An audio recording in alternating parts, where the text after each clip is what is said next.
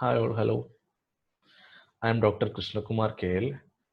I am here to do a video tutorial on the topic bridge reduction. I am making this presentation into a recorded one with the help of Zoom interface and also make use of the Wikipedia page on bridge reduction to deliver my content. So once again, I welcome all of you to my presentation. Let me start my presentation by sharing my screen. Yeah, here we go with my presentation on the topic bridge reduction. Let me try to annotate so the reactions will be more visible to you. All right. So bridge reduction is a kind of reduction reaction shown by benzene and its aromatic derivatives in the presence of sodium, ammonia, and alcohol to give away corresponding cycloalkenes. All right. Or else we can say this involves the conversion of benzene and its aromatic derivatives to dihydro or tetrahydro derivatives.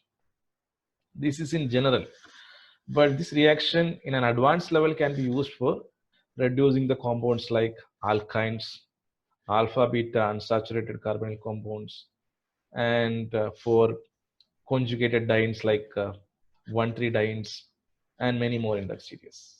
But here I am restricting my discussion only in terms of benzene. So before I proceed further, let me give you a preface about the historical background of this reaction. So the reaction has got its name after the Australian scientist Arthur Bridge in 1944. He just nailed down the structure of the final compound formed in this reaction, that is 1,4-cyclohexadiene. All right, but before this, in 1937 itself, this reaction is reported by the scientists Wooster and Godfrey for the compounds toluene and methoxypens. So this is a historical background of the reaction. So now let me proceed with my lecture. So my lecture consists of mainly three parts. The first part is the particulars of this reaction, that is some important significance of the reaction. That is the first part. Second part is the reaction mechanism. I just want to explain you how the reaction is happening. What is the reaction mechanism? And the third part is regioselectivity, or else the effect of substituent on the reaction product. These are the three major parts of my lecture. So first part is the particulars. So in the particulars, I just want to discuss three major things. One is the structural characteristic of the reaction, or structural characteristic of the final products formed. The second one is temperature sensitiveness of the reaction. And the third part is about the kind of electron addition involved in this reaction. Okay, these are the three characteristics I just want to discuss with you. The first part involves the structural characteristic of the product formed. The second part involves the temperature sensitiveness of the reaction. And the third part involves nature of electron addition. Okay, so before that, before I go with my discussion, I just want to tell you different variations that is possible with this reaction. Different variations of reagents and reaction condition that is possible with the reaction. As a reduction reaction, you know that reduction means gain of electron or addition of hydrogen. So here we are using sodium, ammonia, and alcohol. The sodium is a source of electron. As a metal, sodium will act as the electron source. Reduction means gain of electron or addition of hydrogen. So sodium is a source of electron, and alcohol, that is ROH, that can dissociate into RO minus and H plus, and it can act as the hydrogen or proton donor. Ammonia is used here as a solvent. So instead of sodium, sodium we know is the first group element with an atomic number 11. So outermost shell 1 electron, 281. So instead of sodium, we can use the other elements like potassium and lithium. So that is the other possibilities as a metal. Now, instead of alcohol, we can use alcohol in the sense we have three choices, that is ethanol, methanol, and tributanol. And ammonia can be replaced by, normally most of the time ammonia is the solvent, and the reaction is known for ammonia only. When we use ammonia as a solvent only, this particular reaction is well known for. And the other substituent, like other alternative for ammonia is ethylamine and diethylamine. So these are the different variations are available with this reaction. Now let me move into my lecture, that the first part, particulars of this reaction. So in that, first I want to discuss about the structural characteristic of the product form. So whenever I look into this reaction, the first point that strike me is the structure of product form. So I just want to draw the attention of my student also into this particular perspective, into this particular angle. Look at the structure formed. The resulting structure is a 6-membered alkene, cycloalkene, or else we can say cyclohexadiene. But look at the structure. There are 2 double bonds and they are facing each other. Look at the structure formed when we reduce naphthalene. There are 3 double bonds, but all of them are facing each other. So this is a particular structural characteristic of the resulting product. Whenever we are getting a product, the resulting product is an alkene. Probably it may be a diene or triene. Whenever we look into the structure, we can find the double bonds are facing each other. So this is an important structural characteristic that you have to keep it in your mind as far as bridge reduction is concerned. So easily you can relate and understand this is a kind of, what kind of reaction is this. All right, now let me move into the second characteristic of my reaction, second particular of my reaction. So that is the temperature sensitiveness. So this is a temperature sensitive reaction. Let me ask you to relate this reaction with the already learned reactions like Clemmensen reduction and Wolff-Kishner reaction. In Clemmensen and Wolff-Kishner, there was one thing in common, that is both the reactions are happening in a moderatively high temperature. Both of them were reduction reaction, and that reactions are happening in a moderatively high temperature. But unlike to that reaction, here the reaction condition is minus 78 degrees Celsius, which is practically quite difficult to do in our normal laboratories. But this reaction is a wonderful reaction, or a beautiful reaction that happens in such a lower temperature of minus 78 degrees. Rather, we can say in a temperature range of minus 33 to minus 80 degrees Celsius. Okay, so why this lower temperature for bridge reduction? Because of presence of ammonia. Here I said that ammonia we are using as a solvent. So normally ammonia is a gas. In room temperature, ammonia will remain as a gas. So ammonia cannot act as a solvent. So for example, ammonia boiling point is minus 33 degrees Celsius. But ammonia can be liquefied in the presence of acetone and dry ice at a temperature of minus 78 degrees Celsius. So ammonia can remain as a liquid. Ammonia can be liquefied. And when ammonia liquefied, this ammonia can act as a solvent. Solvent for what? Solvent for sodium. Then the sodium, as far as sodium is concerned, sodium is sparingly soluble in ammonia, but that is sufficient. When sodium is sparingly soluble in ammonia, or ammonia when it capable of acting as a solvent, the sodium ammonium complex will be formed. And this resulting sodium ammonium complex have the ability to solvate that one electron that is present in the outermost shell of sodium. That means one electron will be set free, or one electron will be available in that solution.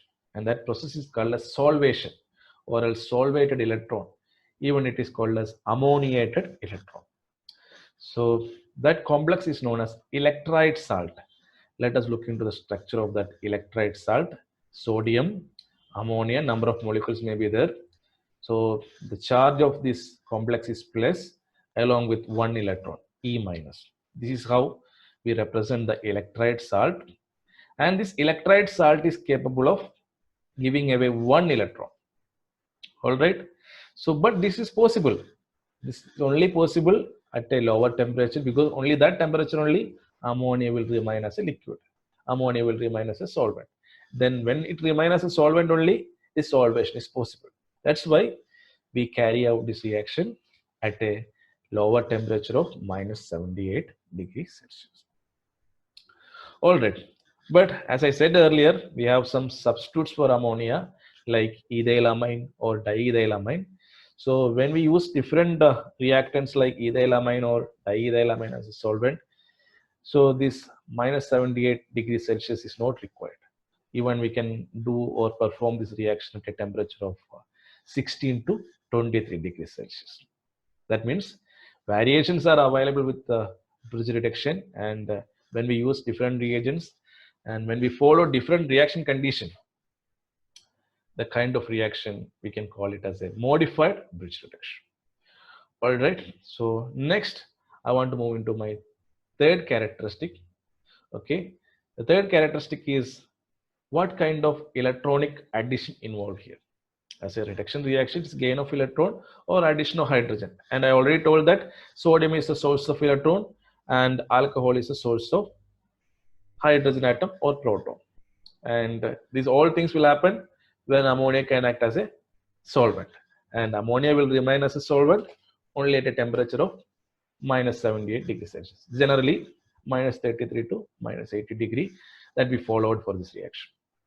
Okay, now what is the kind of electronic addition involved? Because I said earlier, the resulting electrolyte salt, sodium ammonium complex, can give away only one electron.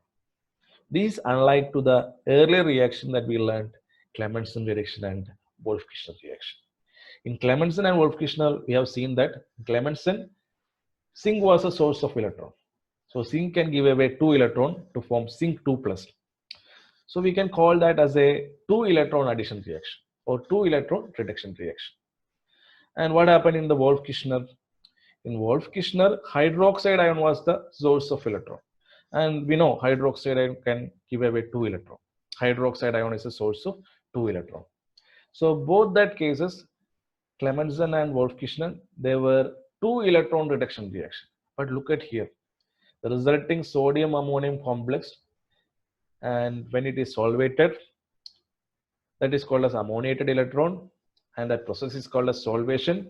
The solution will have intense blue color that can give away only 1 electron. So I just want to conclude that this is a 1 electron addition. So these are the 3 major characteristics I just want to put forward in front of you. One is the structural characteristic. Okay, the resulting structure is a diene or a triene, but double bonds are facing each other. Okay, so everybody can easily understand, okay, this is a bridge reduction. The second point is temperature sensitiveness. Since we use ammonia, ammonia can be liquefied at a temperature of minus 78. So the reaction, unlike to the Clemmensen and Wolff-Kishner, here reaction proceeds in a very lower temperature. This was the second point. And third point is, unlike to Clemmensen and Wolff-Kishner, here reaction is a 1 electron addition, because the resulting sodium ammonium complex can give rise to only 1 electron. And that one electron is called a solvated electron, that is orienting towards benzene, to result cyclohexadiene. All right. So now I am moving into the second part of my lecture, that is a mechanism of the reaction. Okay. Now let us look into the mechanism. Now the solvated electron, that single electron that we represented as E minus, that is coming closer to the benzene ring. Now when it attacks the benzene ring, benzene is a stable compound with 6 pi electrons, 2 on each double bond. So this electron will occupy a place here. All right, when it occupy the place here, these pi electrons will move over here. And when these pi electron move over here, that means 2 double bonds coming consecutively. So 2 double bonds cannot exist together. So these 2 electrons will be shifted over here. That means 1 anion will be formed here along with 1 radical over here. So this radical came from the solvated electron, and that solvated electron present over here, that will push these electrons towards here. So then once these 2 electrons come over here, naturally, obviously, these two electrons will be shifted over here, and that result into a radical anion. So this is the structure of our radical anion. Okay, so somebody asks you, what is the charge of a radical means? A radical can be of anionic in nature, it can be even cation. So how the radical anion is resulted? How the radical anion is resulted? When a stable molecule is there into a stable molecule, if we add one electron from outside, that can result into a radical anion like this. So what could be the condition for a radical cation? A radical cation will be resulted when a stable molecule is capable of knocking out one electron from it, or by any chance one electron got knocked out from a stable molecule, that can give rise to probably the electron of any non-bonding electron, like a non-bonding electron associated with oxygen, sulfur, nitrogen, any of that electron got knocked out from a stable molecule, that can give rise to a radical cation. All right, so this radical anion now, what happened in the presence of alcohol? I already said that alcohol is the source of proton. It can dissociate into Ro minus and H plus. This H plus can easily added over here. That is a protonation. So this carbon will get protonated from the hydrogen of this alcohol. ROH will be dissociated into Ro minus and H plus. That H plus will be added over here. But still the resulting molecule is a molecule have a radical existence, one single electron. Now the second molecule of electrolyte salt coming into the picture, and it is capable of giving away one solvated electron, and that solvated electron coming and occupying a place on this carbon, which already have a radical existence. Now two electrons together, that remains as a carbanion. So this carbon now converted into an anion, carbanion. Again, the second molecule of alcohol coming, it can dissociate into Ro minus and H plus. H plus can be easily added over here to form our 1,4-dihydrobenzene derivative or 1,4-cyclohexadiene derivative. All right, so this is the mechanism. Let me explain one more time. The solvated electron from the sodium ammonium complex or electrolyte salt coming and attacking the benzene. Okay, that single electron occupy a place here. These two electrons will jump over here, and two double bonds cannot exist. This will come over here. So naturally one question comes. Okay, so why this particular reaction result in the formation of 1,4-diene? So why don't 1,3-dienes? Okay, because the resulting structure can give rise to a resonance form, and a 1,3-diene is possible.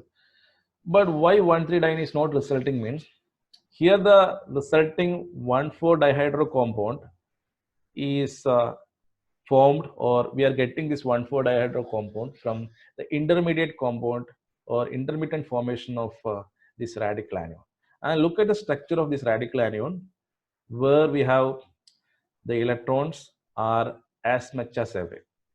The electrons, anionic electron and radical electrons, are separated with a greater distance in order to have a minimum repulsion.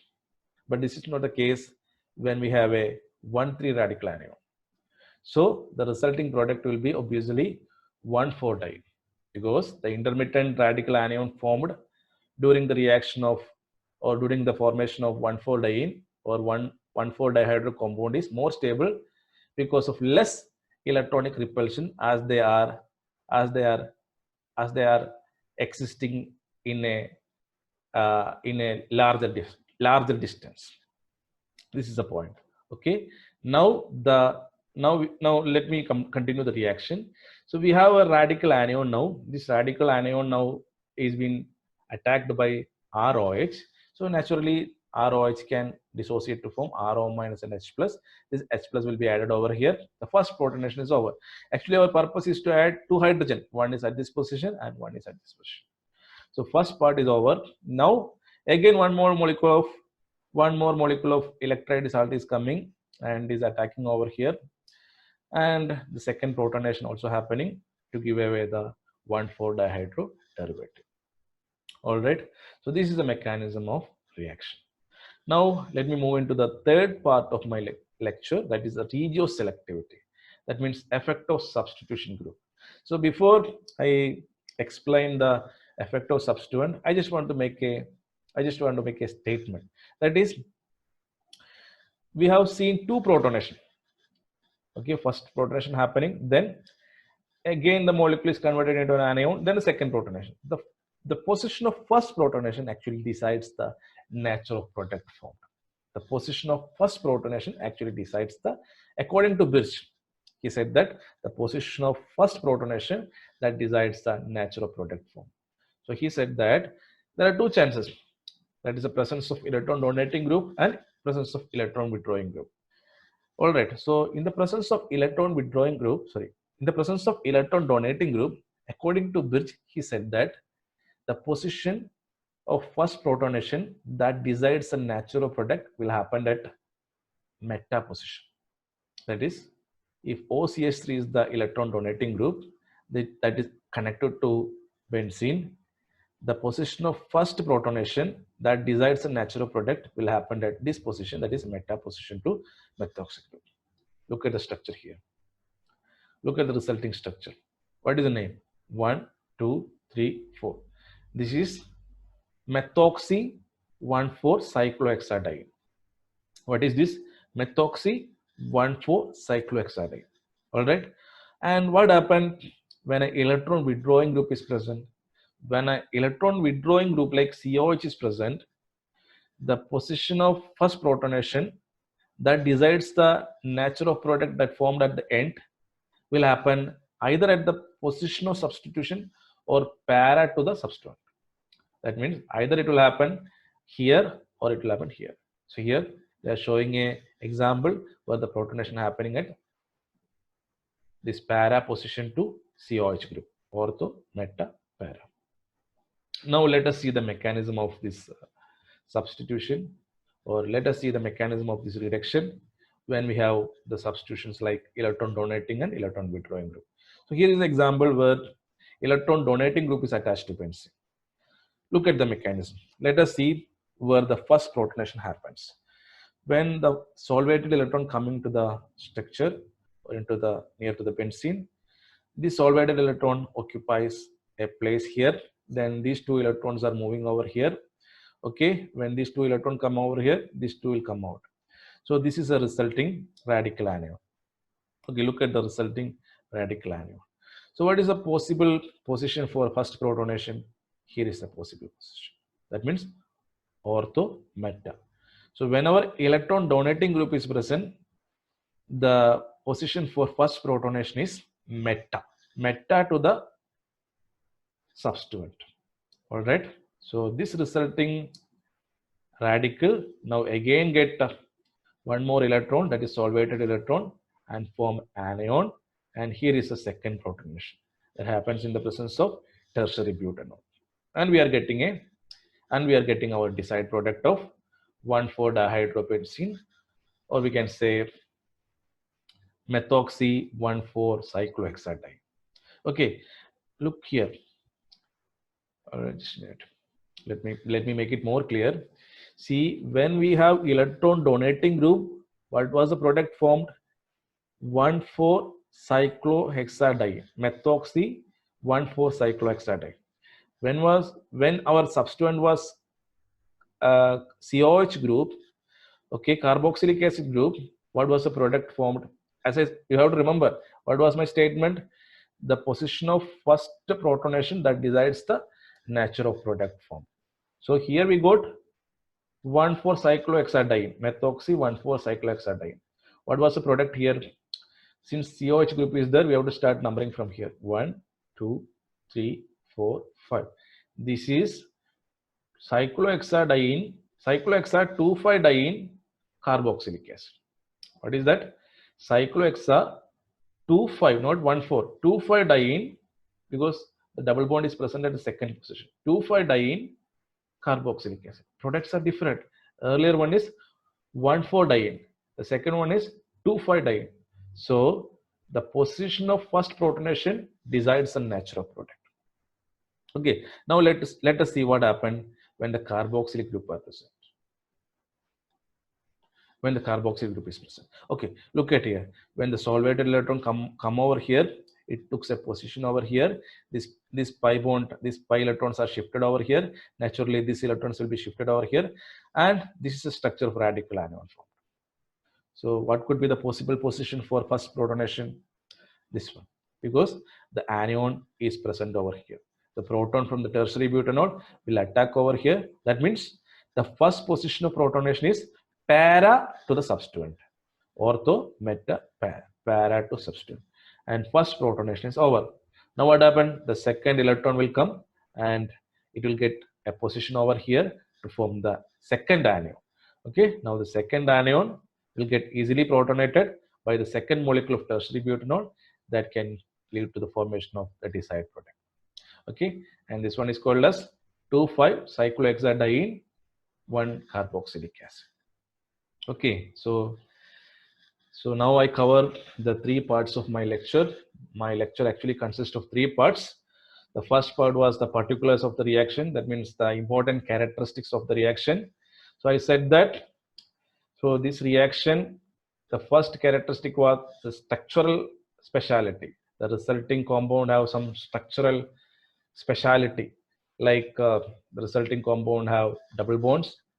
They are facing each other. So every person can easily, it will strike in our mind whenever we look into the reaction of bridge reduction. This is the first point to strike on our mind, that the resulting compound, resulting cyclic compound have double bonds that are facing each other.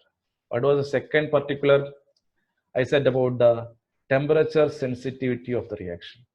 Since we are using ammonia as a solvent, the temperature of the reaction should be very low. Usually we are following a temperature range of -33 to -80 degrees Celsius, because ammonia will be liquefied at temperature of -78 degrees Celsius. All right, what was the third point I discussed? I said that this reaction is a 1 electron addition reaction. The earlier cases of Clemmensen and Wolff-Kishner, there were 2 electron addition reaction. Since here the resulting complex of sodium ammonium can give rise to, it is known as electrolyte salt. It is known as solvated electron. It can give rise to only 1 electron at a time. So 2 times the reaction happened, but at a time it can give only 1 electron. So this is called as 1 electron addition. These are the 3 important characteristics I put forward in front of you when I start my discussion. The second part was the mechanism of the reaction. All right, the mechanism actually happened through the formation of radical anion. So I explained to you what is a radical anion. You should have a radical along with a minus charge. Then we discussed about the regioselectivity of the reaction, that is effect of electron donating group and electron withdrawing group on benzene. So whenever electron donating group is present, the position of first protonation that decides a natural product will happen at, most of the time it happened at meta position. And when our electron withdrawing group like COH group is present, the position of first protonation that decides the natural product will happen either at the position of substituent or at a para to the electron withdrawing substituent. So I hope that my lecture is useful to you, and I believe you all understand the concept. So once again, I thank all of you. I stop sharing this. Thank you all of you.